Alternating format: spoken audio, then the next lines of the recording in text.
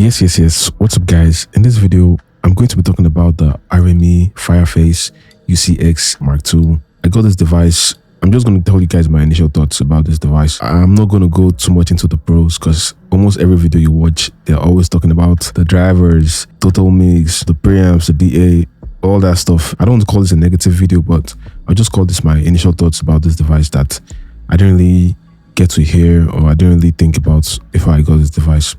The number one thing for me that I really don't like about this device is it gets hot really fast. And I plugged the power outlet and I plugged it to my computer. A few minutes in using this device, it started getting hot. Using it for an extended amount of hours, the device was like getting very hot. I mean, it was not so hot that I couldn't place my hand on it, but when I turn the knobs or I click on the button, I can feel the heat and that doesn't feel right to me. I used to use a Moto M4. I plug it to my computer for hours, I leave it plugged in, and it never gets this hot. Most of my devices never get this hot, even if I used it for that long. Keep that in mind. If heat is going to be an issue for you, consider not getting the device. But I checked online, I saw some reviews. I asked some people that have this device, and they said the heat was normal because there are a lot of features in here. There are a lot of things that it's doing on the device, so it makes sense for it to get hot. But regardless, a device this expensive should not be getting so hot like this. It's kind of a problem for me. Number two is totalmix software has a deep learning curve. Yes, I'm sure you guys already know this. Everybody has said totalmix software is kind of horrible, but once you get used to it, you probably know what you're doing. You might have to learn and relearn to like make it get stuck. But yes, I'm not going to lie, the software is a bit of a learning curve. Don't get me wrong, it's not like it's hard to use, it's just a learning curve. You need to know how to route what you're doing and you just need to master the software basically. Number three thing for me is only one headphone output. Yes, I know that sucks for me. I'm not even going to lie to you. I know you might say, oh, you're only going to be wearing one headphone at a time. That is correct. But an instance where I have to work with an artist, I'm usually going to use two headphones. One for the artist is going to be the recording headphone or a cheaper headphone, so they don't really break it.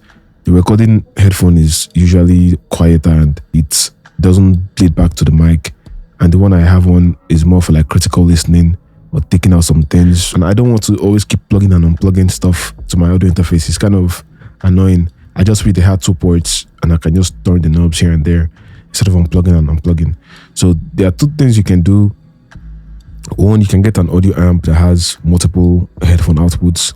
The con of that is the quality might not be the same. You might not get the same high fidelity coming directly out of the audio interface. Most of the headphone amps are not passive devices, meaning you have to plug it in to a power outlet. Another thing you can do is you can plug the headphone at the back and create a mono headphone mix to your headphones, or you're going to use a wire cable to make a stereo mix on both channels to make one headphone extra output. I don't know, it's kind of a bit of a work for me. I'd rather just get an headphone amp with multiple outlets than plugging it at the back and getting another wire cable, because now I still have to go through totalmix to control the volume of that headphone. Yes, you can kind of group some things in totalmix so that when you reduce a fader, it reduces a whole bunch of them together. I just feel like getting a headphone amp will be better for my workflow. And the last con I have, so far so good, is you have to menu dive to get some basic parameters that you want. For instance, increasing the line in volumes or the mic volumes or putting on the 48 volts on the mic. You have to go through the menu and click here and there to put everything on.